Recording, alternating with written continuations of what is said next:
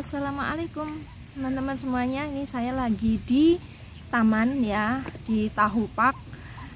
Kebetulan hari ini saya lagi tugas ya. Terus karena masih ada waktu, saya mampir ke taman refreshing karena suasananya semakin hari semakin panas aja ya, panas hati, panas pikiran, karena dengan adanya peraturan itu gaji baru ya. Nah, sebenarnya kita senang, kita bersyukur, semuanya senang bersyukur ya dengan informasi atau pengumuman gaji baru itu. Hanya saja ada sebagian yang mbak-mbak PMI yang ada di Taiwan yang merasa sudah lama, yang kontrak lama itu merasa banyak sekali yang kecewa karena peraturannya itu tidak disamakan rata, tidak sama rata ya, tidak menyeluruh, jadi ada batasan-batasannya ya. Jadi pengumuman itu ya, gaji baru itu berlaku bagi yang kontrak baru. Contohnya yang nanti pendatang dari Indonesia datang ke Taiwan, atau mungkin yang lagi proses pindah majikan, atau mungkin yang proses perpanjang kontrak seperti itu. Jadi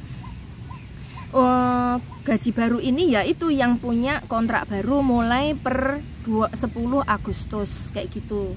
Nah, di sini karena banyak sekali teman-teman kita yang sudah lama di sini ya, masih menjalani kontrak yang lama, itu tidak bisa nego gaji dengan majikan, otomatis kan dia menangis batinnya ya, itu meminta kita agensi atau penerjemah menyampaikan ke majikan kayak gitu. Sebenarnya ini ada pro dan kontra juga antara anak lama dan anak baru, antara majikan masing-masing dan antara dengan agensi. Intinya semua sekarang lagi ruwet sampai kita kadang udah nggak bisa mau ngadu ke siapa ya. Tapi banyak juga mbak-mbak kan tetap ya mengadunya ke agensi atau ke penerjemahnya kayak gitu. Gimana gitu. Dan sebagian besar mbak-mbak itu nggak berani ngomong sendiri ke majikan karena mungkin ya karena ya peraturannya ini mereka tahu tidak berlaku bagi yang kontrak lama, otomatis sudah takut duluan. Nanti kalau misalnya ngomong sendiri sama majikan, nanti diresponnya gimana, responnya positif apa enggak, itu udah takut duluan kayak gitu. Jadi sebenarnya saya juga menyarankan ke mbak-mbaknya itu tetap ngomong sendiri ya, sopan santunnya gimana ya, lebih bagusnya itu tetap ngomong sama majikan. Jangan sampai nggak ngomong terus nanti sakit hati, terus mempengaruhi pekerjaannya, terus gerundel, terus sakit hati dan lain sebagainya. Kalau udah gerundel tuh nggak fokus kerja, mempengaruhi pekerjaannya, bisa apa ya, fatal gitu loh.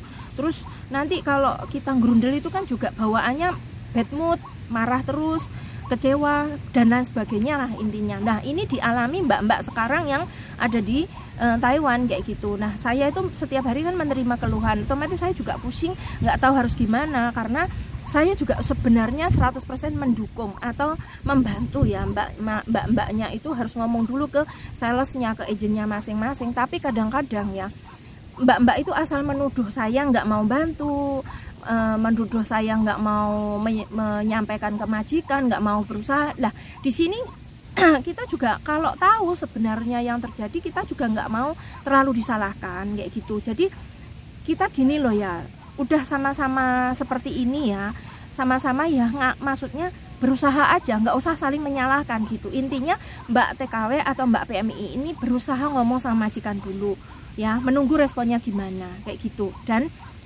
kita kalau misalnya majikan udah tahu, pasti majikan itu kalau nggak mau respon langsung, nggak mau menanggapi masalah gaji baru, pasti dia akan menelpon agennya gitu, si salesnya itu, atau mungkin lawsuitnya, penerjemahnya kayak gitu, menanyakan kalau ini bagaimana kok PMI ini seperti ini, anak saya seperti ini kayak gitu. Nah, kita kan pasti memberi jawaban ya, jawabannya ya tegas, itu berlaku untuk anak yang baru atau kontrak baru. Tapi kalau misalnya kalian bersedia menambah gaji, ya kita oke-oke aja, fine-fine aja, justru lebih seneng, menyetujui juga, mendukung juga, pasti jawabannya kayak gitu. Nggak boleh kita agensi melarang. Kalau majikan udah oke, udah menyetujui, nggak mungkin juga melarang gitu loh ya.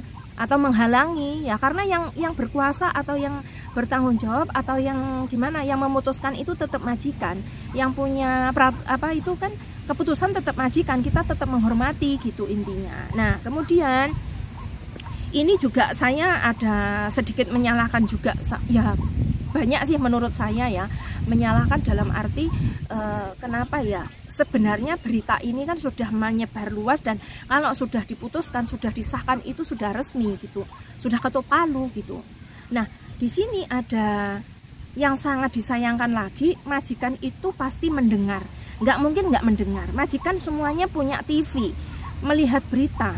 Kalau nggak melihat berita, ada di koran, ada di sosial media apa, harusnya majikan ini ada inisiatif, sedikit saja inisiatif, menanyakan atau berkomunikasi kepada mbaknya itu tadi yang PMI-nya itu ya, mungkin memberi kabar kok, oh ini beritanya begini loh, pemerintah Taiwan dan Indonesia itu bersepakat menambah gaji loh, segini nominalnya, terus kamu gimana, ini kamu nggak berlaku atau kamu gimana. Nah kalau majikan ini ada komunikasi sama Mbak PMI kan otomatis Mbak PMI juga menjawab ya, oh lah gimana, saya manut aja, kalau bisa ya aku di sini udah lama, adalah kalian nambahi saya entah 1.000, 2.000 atau 3.000, bisa gitu loh ya, menyetujui kayak gitu. Nah ini kan majikan harusnya kan ngomong kayak gitu dulu, tapi kebanyakan sekarang ini yang saya dengar, yang saya alami, yang dialami teman-teman, majikan pura-pura nggak tahu, majikan pura-pura nggak dengar, majikan pura-pura nggak melihat.